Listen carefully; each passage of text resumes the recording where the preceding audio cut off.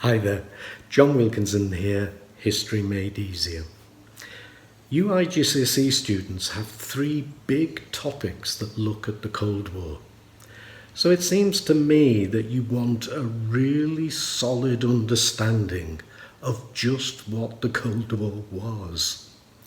I hope this little video helps you in that.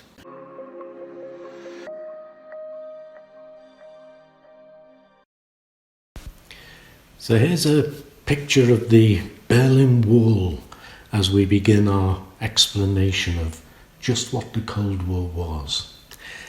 And above all else, above everything else, the Cold War was an ideological war. That means a war of ideas. Whether liberal democracy with free multi-party elections, a free privately owned media and freedom of speech actually provided governments that govern for the people, or whether it's all a cover for the wealthy to serve their own interests first and the interests of the rest of us only when possible or when it has to. Or whether communism and one-party rule, because of its focus on equality for all and so serving everyone's interests, does the job better? Or does it lead to a totalitarian, controlling government that when faced with any measure of opposition sets out to eradicate it? Even freedom is contested.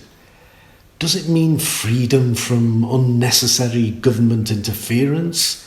Freedom to take control of our own lives, which would entail individual responsibility and an acceptance of inequality? Or is freedom best secured by collective action, by everyone cooperating so that no one is left in need, even when this will entail giving up individual gains for the good of community as a whole? And as for capitalism versus communism, well, Western economies are run on the capitalist model, a free market economy in which privately owned companies face some regulations, for example, health and safety requirements, and they pay taxes, but otherwise they're mostly free to run their businesses as they see fit, driven by profit, and so what their consumers will buy at the price they will pay. And this stands as far apart from communism as seems possible. For communism is based on a command economy, producing what the government commands through state-owned concerns, and so, in theory at least, ensuring a sharing of wealth. So, the Cold War as an ideological war. But it was also a propaganda war. And this meant it was a war of words. Freedom versus tyranny, or exploitation, not aid, the Soviet response to Marshall Aid. It was a period of profound mistrust in which at times America's foreign policy couldn't see beyond the Cold War. It was a war that set out to show which side was best, damaging each other's reputation wherever they could, and trying to win friends wherever they could. Blatant propaganda like the Voice of America, the radio station that broadcast pro-American programs into Eastern Europe and the Soviet Union itself, or Comintern that sought to direct the activities of communist parties around the world in the direction that best suited the Soviet Union. It was played out in the race for gold medals, in the Olympic Games. Drugs in sport can be dated back to this time, and in the boycott of each other's games. America boycotted Moscow in 1980, and the Soviet Union boycotted Los Angeles in 1984. America's boycott of the 1980 Moscow Olympics was in protest to the Soviet Union's invasion of Afghanistan. And the Soviet Union's retaliation, their boycott of the 1984 Los Angeles Games, was ostensibly because they were concerned about their athletes' safety. But really, it was a matter of revenge.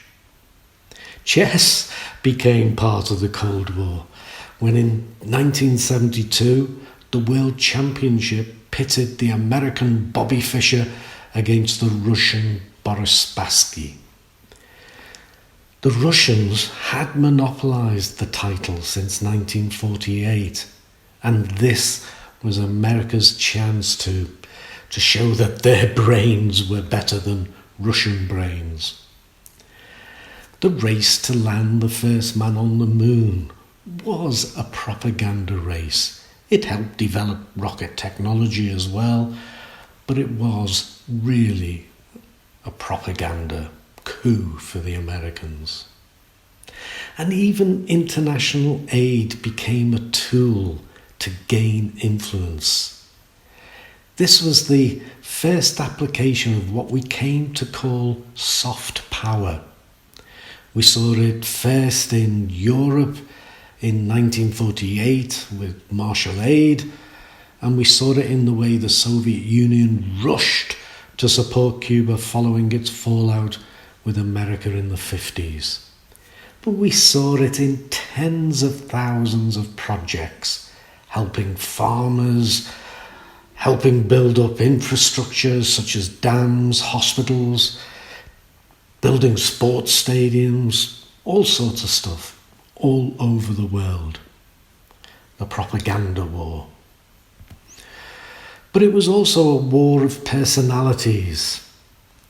We had Winston Churchill, Harry Truman, Joseph Stalin, fighting it out at Yalta and at Potsdam. We had Kennedy and Khrushchev fighting it out over the Cuban Missile Crisis. And we have Mao and Ho Chi Minh rising to power in Asia. And towards the end of the Cold War, Brezhnev, Gorbachev and Reagan. Great personalities. But it was also a war of crises. And you guys will study these crises. The Berlin blockade, the Hungarian crisis, the Berlin Wall, the Cuban Missile Crisis, the Prague Spring, solidarity in Poland, and the final crisis of the Cold War, Gorbachev's attempt to restructure communism and reposition the Soviet Union. And it was also a time when conflicts did arise. And again, you look at these conflicts, Korea, the Cuban Missile Crisis, Vietnam. But there were also a host of conflicts in Africa, in Central and South America, and the Middle East that you don't study particularly, but they're there as part of the context to the Cold War that you study. But it was also about territory. And here I give an analogy of dropping a stone into the still waters of a pond. And where the stone falls, we see Berlin. And then as the ripples spread out, we have Germany, we have Europe, we have the rest of the world, and finally we have space. Berlin was always at the centre of the Cold War, where it started with the Berlin blockade, where it would have its own crises like the Berlin Wall, and where it would end with the collapse of the wall, climbed on and hacked to pieces by ordinary Berliners. Germany, like Berlin, divided between East and West. West Germany, or the Federal Republic of Germany, would be a part of NATO. East Germany, or the German Democratic Republic, a part of the Warsaw Pact. And then Europe itself divided on the same lines by Churchill's Iron Curtain. The likes of France, Italy or Britain on one side, Hungary, Czechoslovakia, Poland on the other. And then we have the rest of the world, Asia, Africa, Central and South America, the Middle East, even the Arctic and Antarctic got involved in the Cold War. There were wars here, as we've looked at, in which American troops and others fought. We've looked at Korea and Vietnam, but there were Russian troops fought in Afghanistan.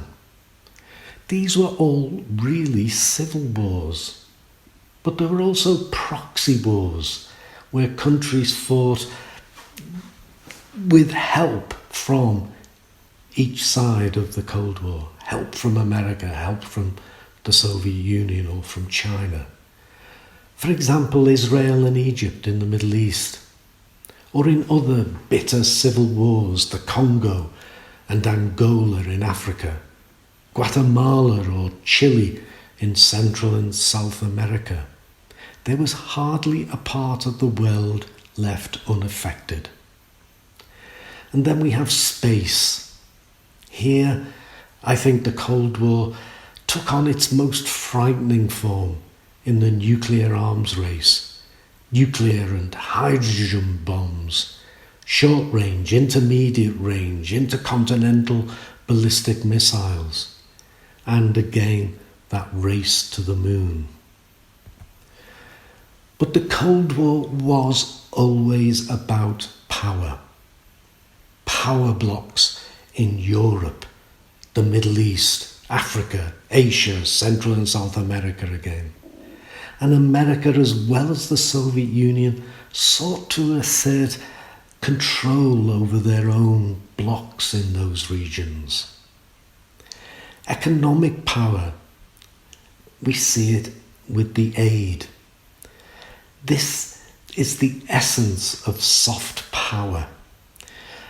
Soft power is that trade deals are linked to military pacts or alliances, allowing a strategic military base to be built.